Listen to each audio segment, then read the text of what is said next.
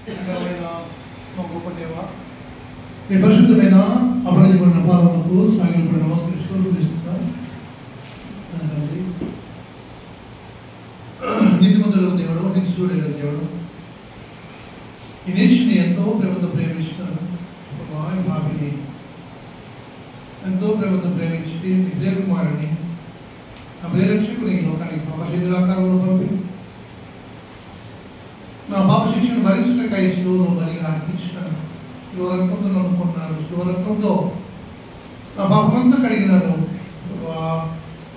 పరిశుద్ధిని గారిని దోషిని కలిసి నిలబెట్టుకున్నాను. మీకు వందనాలు. దైవ తండ్రి వెతికి రక్షించి గొప్ప రక్షణ ఇచ్చినారు. నిత్య రాజ్యములకు పాత్రని నన్ను పాత్రుడిగా చేసినాను. నేను చూపిస్తూ ఆడిస్తున్నా. దయించు మేము నీ దాని నాయన కనికరపడి జాలిపడి నన్ను వాడుకుంటకై దినచర్యను మధ్యకరను వాడుకుంటకై నీ పాదాలు బట్టి ప్రతిమాడుతున్నా, ప్రాధేయపడుతున్నా. దయించి అవును తండ్రి నిన్ను వాడుకోడు. నీవే దయాదాక్షిణ్యపుడు. నీ దయాసంకల్పం ఆయన నెరవేర్చిన వాడు కనికరించి దీన్ని వాడుకోడు. తండ్రి దయించి దీన్ని వాడుకోడు. శిలోసాన్ని మరుగుపోస్తున్నాము, శిలోకు రక్షణ కలుగుతున్నాము. అవును తండ్రి, నీ యొక్క ఘనమైన నామంలో కీర్తి కలిగినట్లుగా, నీ కృపామైన కీర్తి కలిగినట్లుగా నీ కృపచేతి దీన్ని బలపరిచి ప్రభావ వాడుకోండి. నీ పరిశుద్ధాత్మ యొక్క అభిషేకం దయచేసి వాడుకోండి. తండ్రి, నీ మాటని దినుల ఉంచి మీ ఆత్మ ద్వారా మీరే కనికరించి పలికించుకున్నామని వారు పరిశుద్ధాత్మతో నిండుకున్న వారి ఇద్దరి పలికిని పలుకున్నట్లు క్రీస్తు సర్వాధికారంలో దయ పాలించి నేను వాడుకోమని నా ప్రేరక్షకుడైన నా ప్రభువైన యేసు సర్వోన్నతమైన నామములో అన్ని నామముల కంటే పై నామములో క్రీస్తు ప్రార్థిస్తూ వేడుకుంటూ 10 వారం నడుచుకున్న పరమ తండ్రి ఆమేన్.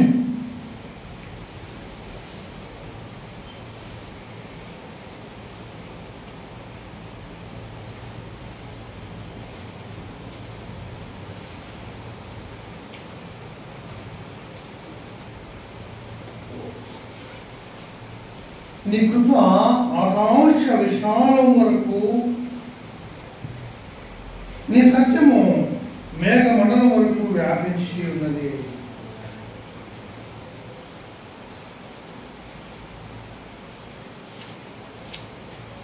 కనుక దేవుని కృప చేత మనం రక్షించబడినాము కదా.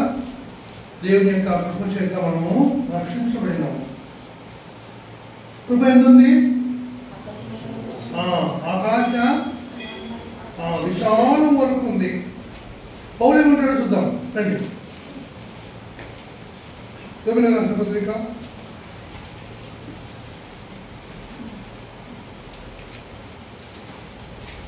5వ అధ్యాయము 20-21 వచనాలు చదువుతాం. మరియు అపరాధం విస్తరించినట్లు ధర్మశాస్త్రం ప్రవేశించెను.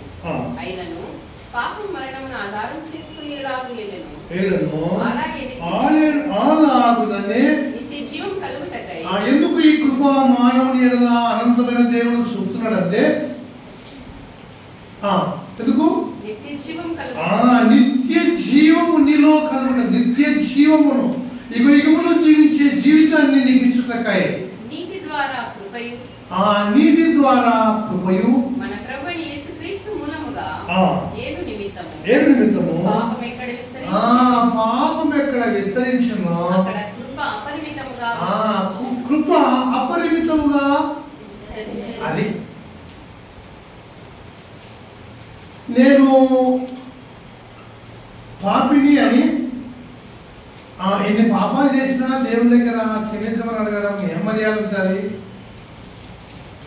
అని అనుకొని నాకు పరలోక రాజ్యం రాదు అని నిర్ణయించుకున్నవాడు.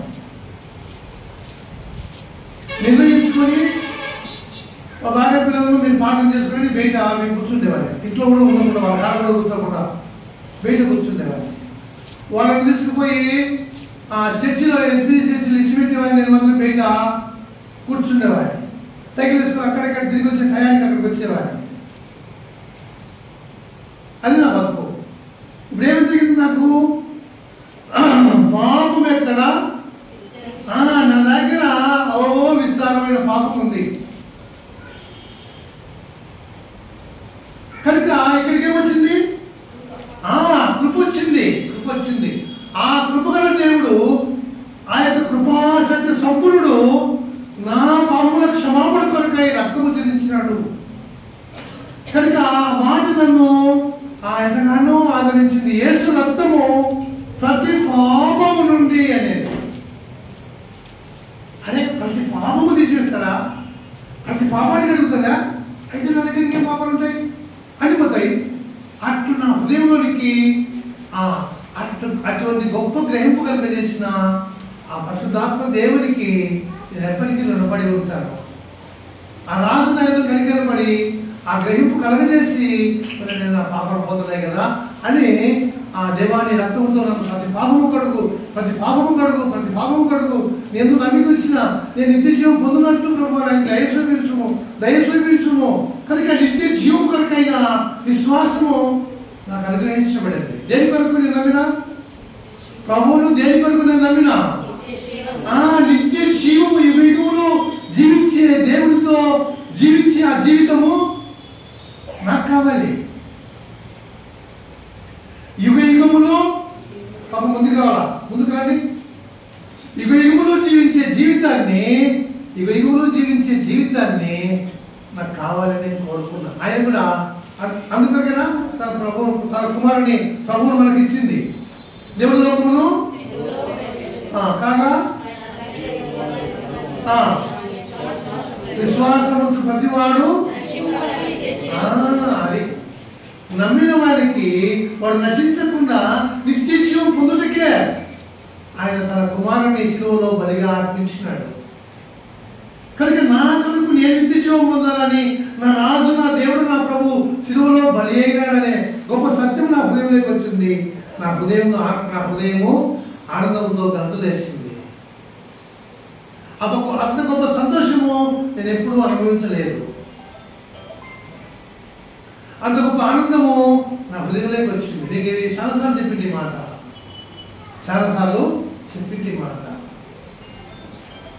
కనుక ప్రభు యేసుక్రీస్తు నామములో కృప ఎక్కడ పాపం ఎక్కడ విస్తరించిన కృప అపరిమితమైన కృప నన్ను మూర్ఖుని మాటలు, సరైన మాటలు అంటే ఏమైనా మనుషులను బాధపెట్టే మాటలు, అసహ్యమైన మాటలే మాట్లాడేవాడిని. మంచి మాటలు ఎప్పుడన్నా మాట్లాడితే నాకు ఆ దినం చాలా సంతోషం. పొద్దు మంచి మాటలు మాట్లాడినా అని నాకు చాలా సంతోషమయ్యేది. అటువంటిది పరిశుద్ధమైన దేవుని మాటలు నేను ప్రకటించుటకై, దేవుని మాటలు నా నోట పలుకుటకై ఈ పరిశుద్ధ గ్రంథంలోని అతి పరిశుద్ధమైన మాటలు, ఆ సజీవమైన వాక్యాన్ని, ఈ సత్యవాక్యాన్ని పలికే ఆ అపరిమితమైన కృప నాకు అనుగ్రహించబడింది. అపరిమితమైన కృప, మామూలు కృప కాదు. అపరిమితమైన కృప నన్ను ఆవరించింది, నా బతుకును దిద్దింది, నా జీవితాన్ని మార్చేసింది. కనుక నా హృదయాన్ని మార్చేసింది, నా నోరు నాలుకలను మార్చేసింది, నా ఆలోచన విధానాలను మార్చేసింది అపరిమితమైన కృప. కనుక ప్రభు యేసుక్రీస్తు నామమందు చాలామంది కృప చూపితే మర్చిపోతారు. కృపను దుర్వినియోగం చేసుకుంటారు, కృపను మర్చిపోతారు. అందుకే కృతజ్ఞత చెల్లించలేని వారుగా ఉంటారు. అందుకనే పౌలు అది యేసుడు అన్నాడు పౌలుతో, అది దేవుని అది నేను ఏమైనానో, ఆ ప్రధాన పాపిని నేను ఏమైనా దేవుని కృప వల్ల అయినా, నా వలన కాలేదు. నా వలన నేను ప్రభువుని నమ్ముకోలే, నా వలన అయితే నేనేం చేసినని ప్రభువును బాధపెట్టాను. సౌలా నీవేళ నన్ను ప్రభువును, ప్రభు యొక్క మనుషులను కదా హింసించిన వారిని, కొట్టిన కొట్టిన వాడిని, బాధించిన వాడిని, మరణము వరకు వాడిని కొట్టినవాడు, వాడిని జైలు వేసిన వాడు, అనేకంగా బాధపెట్టినవాడు. అయితే ఇది నేను సేవలు విన్నానంటే అది దేవుని కృప నేను పౌలు చెప్తూ వచ్చినాడు. తన కృపను దుర్వినియోగము చేసుకోలేదు. నా ఎడల దేవుని కృప వ్యక్తము కాలేదంటే ఒక దగ్గర నిష్ఫలము కాలేదు. నాకు అది నా బతుకు నాకు అది ప్రయోజనకరమైంది కనుక నేను ఆ కృపను కోరుకుంటూ వచ్చిన, ఆ కృపను పొందుతూ వచ్చిన, కృప లేకుండా నేను ఎప్పుడు బతకలే, కృప లేకుండా నేను ఎప్పుడు బతకలే అనే సాక్ష్యమును అతను ఇస్తూ వచ్చాను. అందుకనే నేను ప్రభువుకు కృతజ్ఞుడై ఉన్నాను అన్నాడు. కృతజ్ఞుడై ఉన్నాను అన్నాడు. కనుక ప్రభు యేసుక్రీస్తు నామమందు, ఘనమైన నామమందు ఈ దినము దావీదు రాజుల గురించి, దావీదు రాజే కదా కాదు, రాజే కదా రండి. ఆ యొక్క దావీదు రాజుల గురించి, దావీదు రాజు మీకాల గురించి కొన్ని మాటలు ధ్యానించుకుంటాం. సమూయేలు గ్రంథము 14వ అధ్యాయంలో 49వ వచనంలో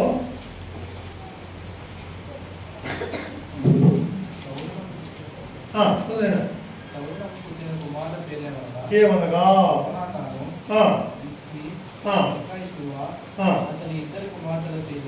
ముగ్గురు కుమారుడు, ఇద్దరు కుమార్తెలు. పెద్దదాని పేరు మేరబు, మీకాలు. ఏం పేరు? మీకాలు. ఇప్పుడు ఆ ఒప్పందం ఏమి? ఆ గొలియాలను చంపితే ఒప్పందం ఏమి? ఎవడు గొలియాలను చంపినా నా కూతురునిచ్చి పెళ్లి చేస్తా, వాడి ఇంటి వాళ్ళు స్వతంత్రుడు, రాజు కింద వాడు ఉండాల్సిన అవసరం లే. వాడు రాజు దగ్గర ఒక సైన్యాధిపతిగానో లేకపోతే ఇంకొకటి ఉంటుంది, కానీ వాడు బానిసగా ఉండడు, రాజు దగ్గర సేవ చేయాల్సిన అవసరం లేదు, వాడు స్వతంత్రుడు అని ప్రకటించినాడు. అయితే గొలియాలను చంపినాక ఏం చేసినాడు? ఇప్పుడు వేరే వారికి ఇచ్చి పెళ్లి చేసినాడు. తర్వాత 18వ అధ్యాయం చూడండి, 18, 20, 22 చదవండి.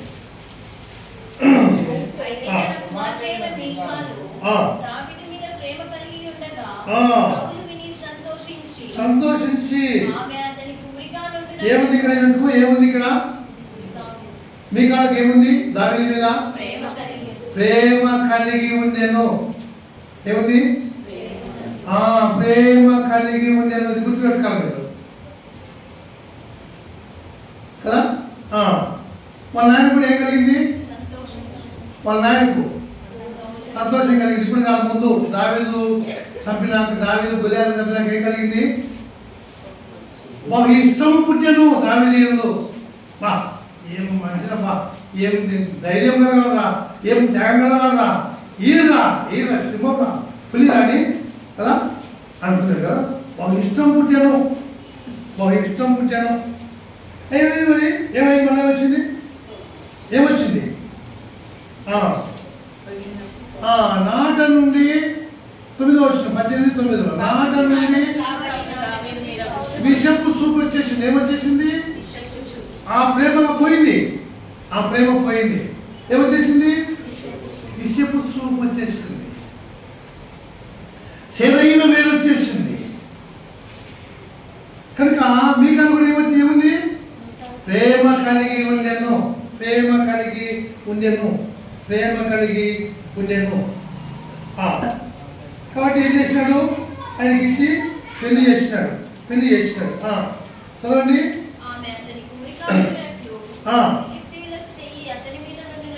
19, 13 చదవమ్మా. సరే అయిపోయింది, పెళ్లి చేసినాం.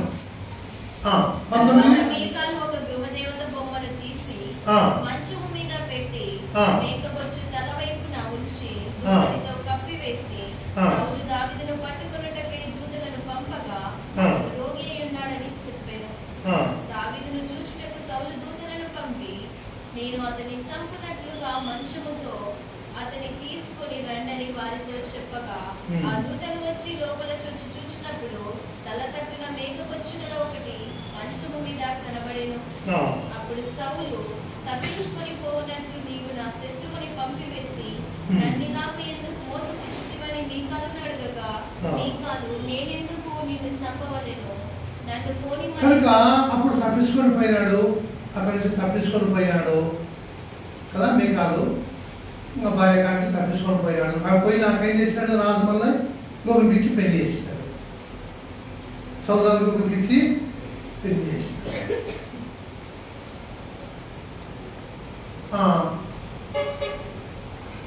రెండో గ్రంథంలో పోదాం. నేనేం చెప్తున్నానంటే కృతజ్ఞత లేని జీవితం ఎట్లుంటుందంటే గమనిద్దాం. రెండో గ్రంథము 3వ అధ్యాయము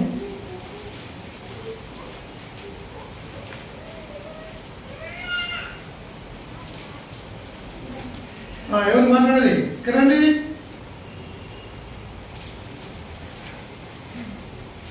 పొదుపు వచ్చినాము చదువుకోవాలి.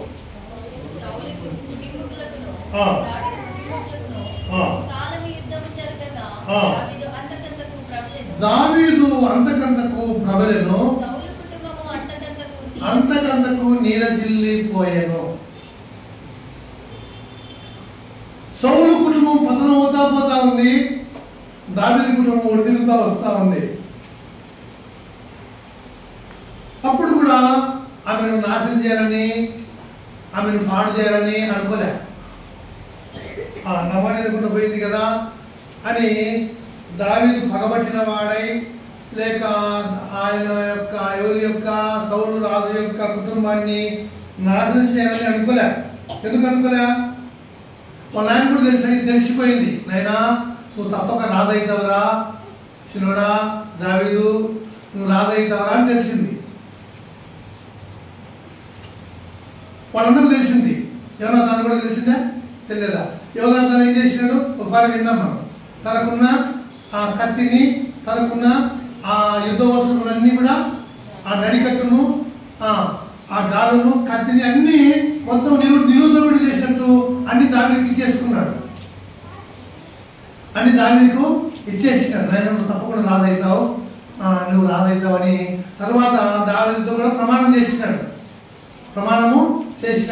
ఎందుకు ఏం చేసినాడంటే, ఏమని చేసినాడంటే, అయ్యా నువ్వు తప్పకుండా రాజవుతావు, అయితే నా వంశాన్ని నాశనం చేయ ఆపుకొని అడిగినాడు.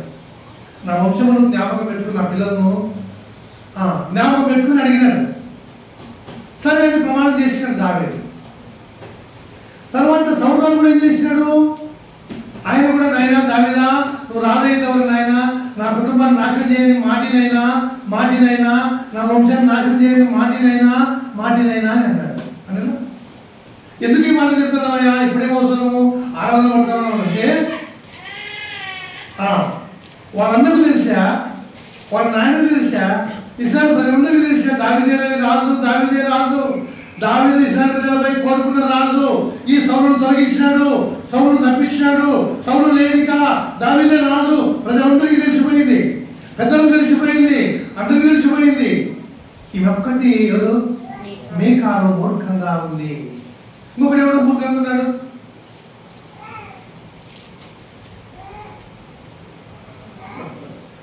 ఏమయ్యా ఎన్నిసార్లు విన్నాము? అబీగయలు భర్త ఏం పేరమ్మా?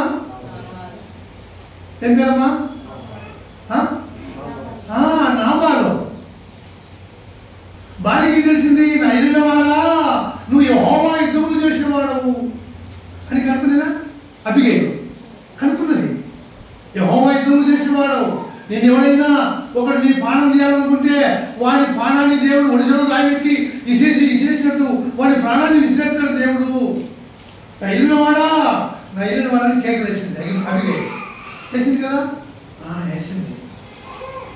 నా తప్పు క్షమించింది, నాదనుకో తప్పు అయ్యా అని ఆయన పాదాలు పట్టుకొని క్షమాపణ వేడుకుంది రాయమ్మ. కానీ ఇక్కడ ఏం చేస్తుంది? ఏమేం చేస్తుంది? ఇక్కడ ఏం చేస్తుంది? చదవండి. ఆయన ఏం చేశారంటే 3వ అధ్యాయంలోనే, అబ్నేరు నువ్వు వచ్చేది మంచిదే, రా నా కాడికి, నీకు సమాధానంగా నేను సమాధానం పడతా, నిబంధన చేసుకుంటా, మంచిది, రా రా రా రాయా రా. అయితే వచ్చేటప్పుడు ఎందుకు ఎవరు దొరుకుతున్నారా? మీకాను నాయకులు తీసుకురా. 10వ వచనం.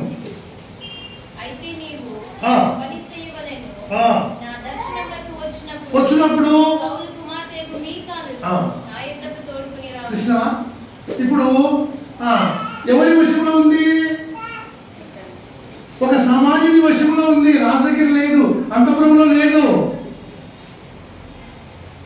ఆ రాజు దగ్గర లేదు, అంతఃపురంలో లేదు. ఆమె ఒక సామాన్యుని దగ్గర ఉంది. అటువంటి ఆమెను తీసుకొచ్చి ఆమెను ఏం చేయాలా? ఏ రాజైనా ఒక రాజును చంపితే వారి వంశాల వాళ్ళు స్త్రీలే పురుషులే అందరినీ చంపేస్తారు, వాళ్ళ వంశం నాశనం చేస్తారు. వాడు ఎప్పుడైనా రాజేశ్వరమో అన్నిట్లు మొత్తం నాశనం చేస్తారు. కానీ దావీదు అట్లా చేయలే.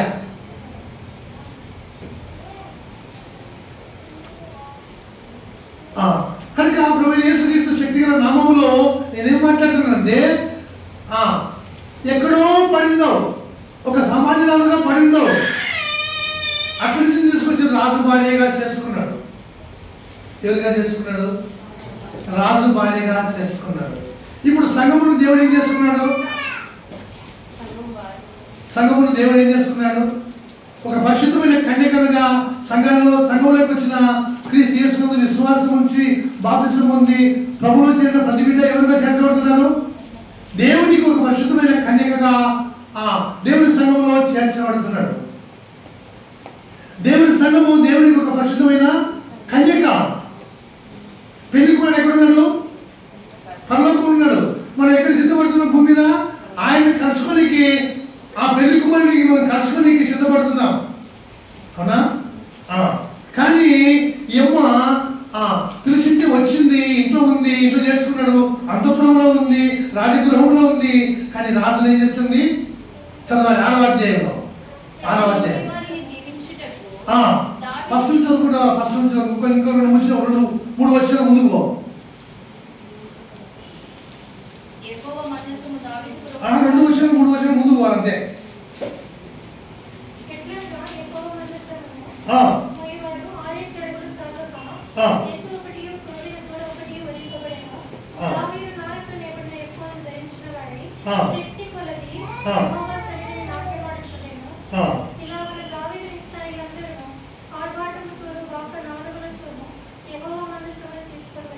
అది కాదమ్మా.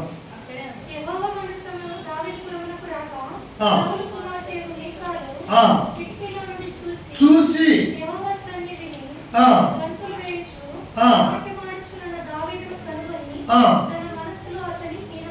అది బాగా వినాలి, మాట జాగ్రత్తగా వినాలి.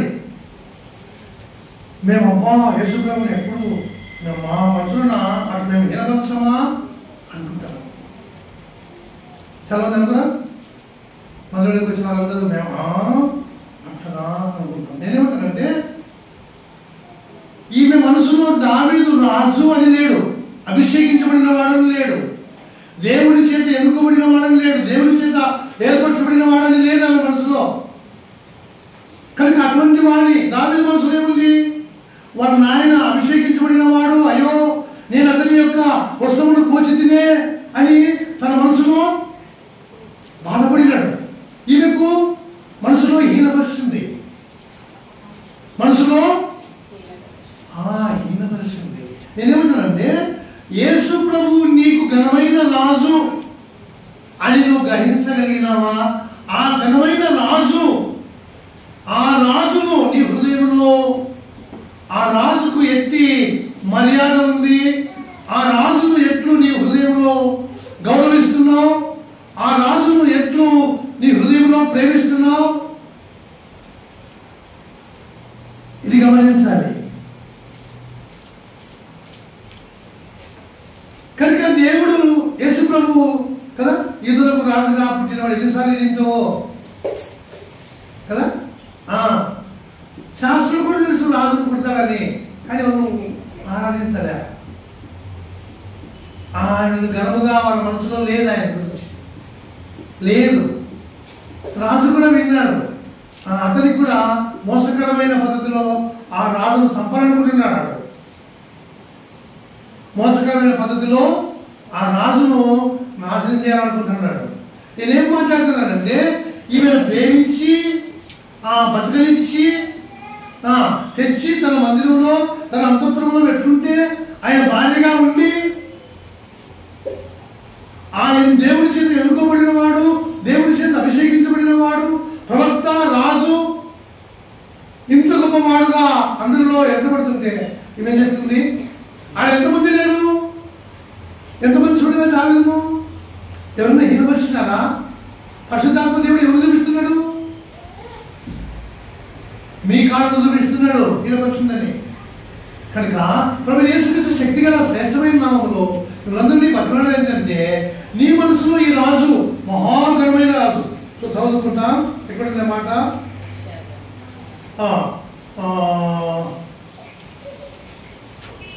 మలాకిలో ఉంటారు. మలాకిలో ఉంటారు.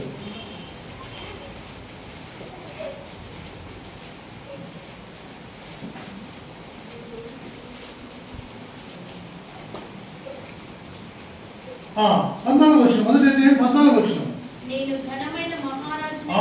నేను ఘనమైన మహారాజునై ఉన్నాను, అన్యజనులు నా నామము భయంకరమైనదిగా ఎంచబడుతున్నదని సైన్యములకు అధిపతి యెహోవా సెలవిస్తున్నాడు. ఈ భయంకరమైన మహారాజు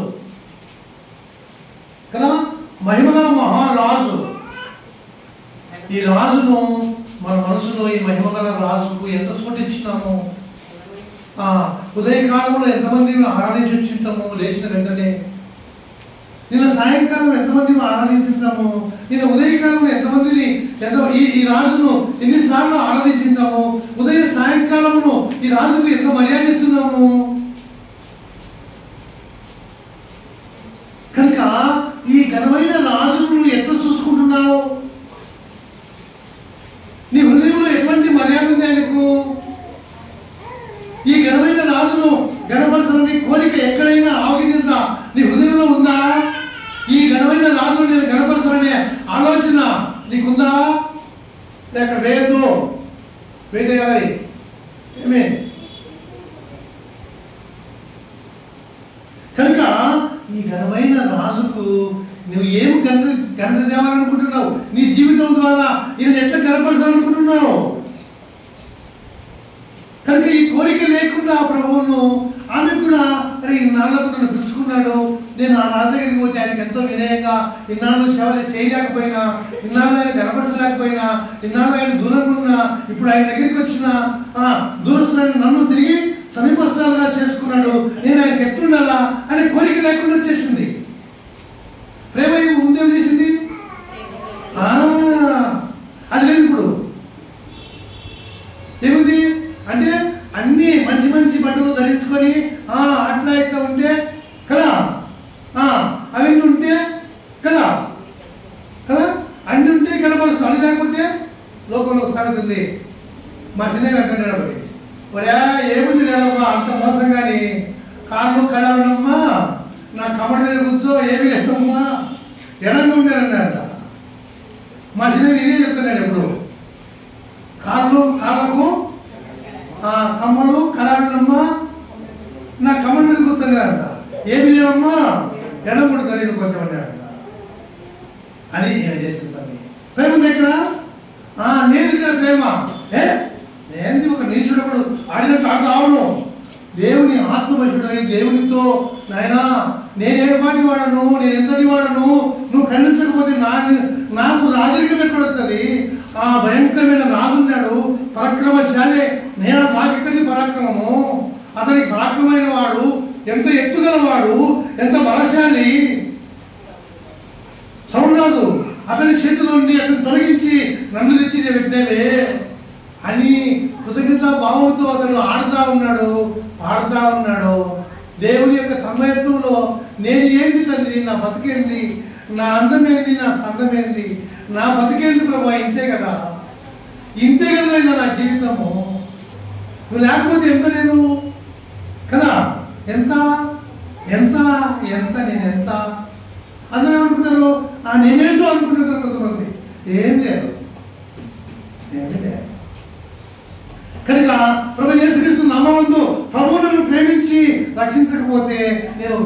పిచ్చోడిగా మారిపోయేవాడిని.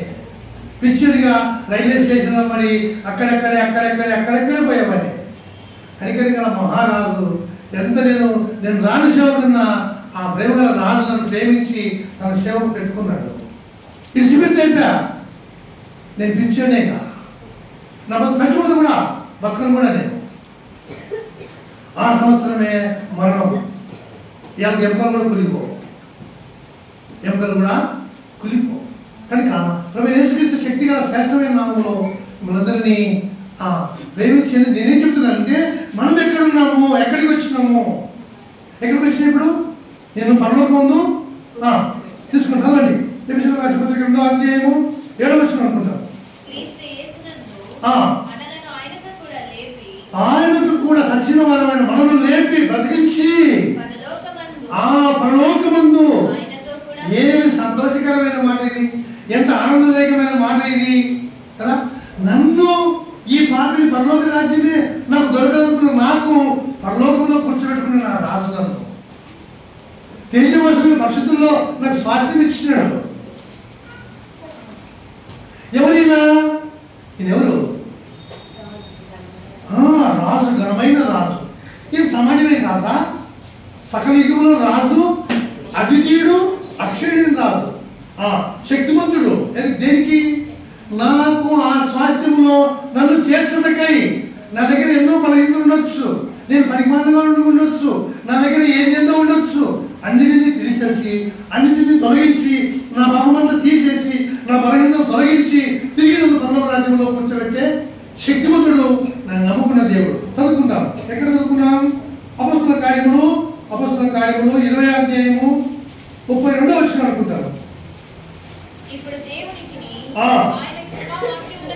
ఆయన కృపావాక్యములకును బాగినాలి. ఎక్కడికి, దేనికి అప్పగించినారు?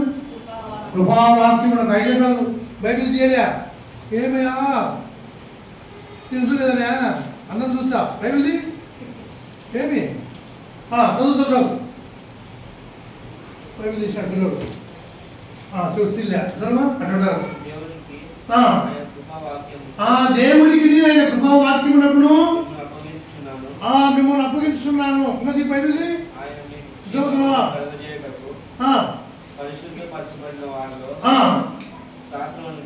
స్వాస్థ్యమును గ్రహించుటకు శక్తిమంతుడున్న దేవుడు.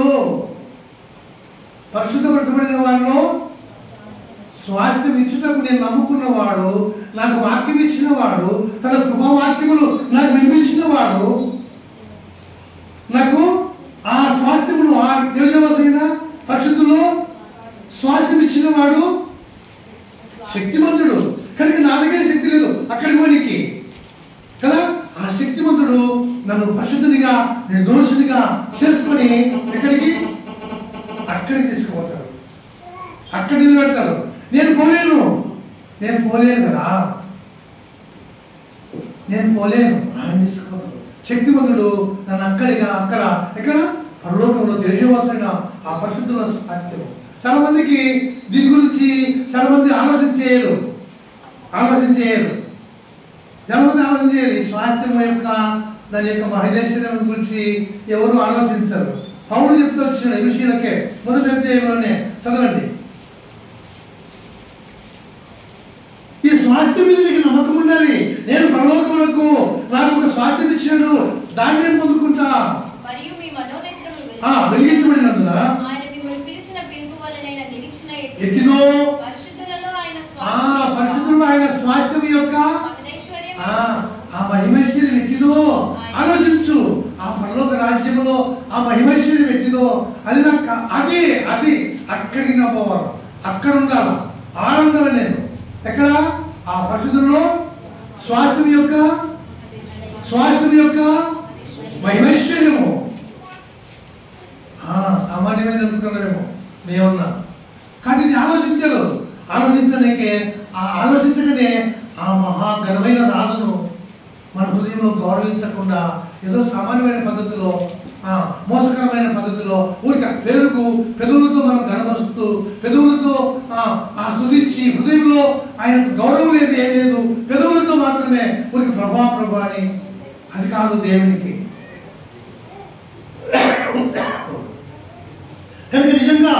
ఆ నమ్మిన నీకు ప్రేమ ఉంటే నిజంగా ఆరాధిస్తావు. లేదంటే మీ కాలం మాదిరి ఏం చేస్తాం? హీనపరుస్తాం, గణపరచలే. ఘనమైన రాజును గణపరచనే కోరిక మన దగ్గర ఉండదు. ఘనమైన రాజుని గౌరవించాలా, గణపరచనే కోరిక మన హృదయంలో ఉండదు. ఉండకపోతే గణపరచలేము. హృదయంలో ఉండాలి, హృదయంలో మనసులో ఉండాలి. దేవుని గణపరుస్తాం. కనుక అతి ఘనమైన రాజు నీకు ఏమిస్తున్నాడు? పరిశుద్ధుడు, స్వాస్థ్యం యొక్క మహిమేశ్వరం ఎటుదో తెలుసుకోవాలని, అటు నువ్వు దాన్ని తెలుసుకొని దాని కొరకు భూమిలో సిద్ధపడాలని నీకు అనేకమైన వాక్యాలను ప్రభు నీతో నాతో చెప్తూ వస్తున్నాడు. కనుక అటువంటి స్వాస్థ్యం ఇచ్చిన ఆ ఘనమైన రాజును, ఆ మహిమగల రాజును మనము హృదయపూర్వకంగా మనోపూర్వకంగా ఆయన మనసులో ఒక గొప్ప కృతజ్ఞత భావంతో ఆయన ప్రేమించి ఆరాధించుకుంటాం, లేచి పాట పాడుకుంటాం.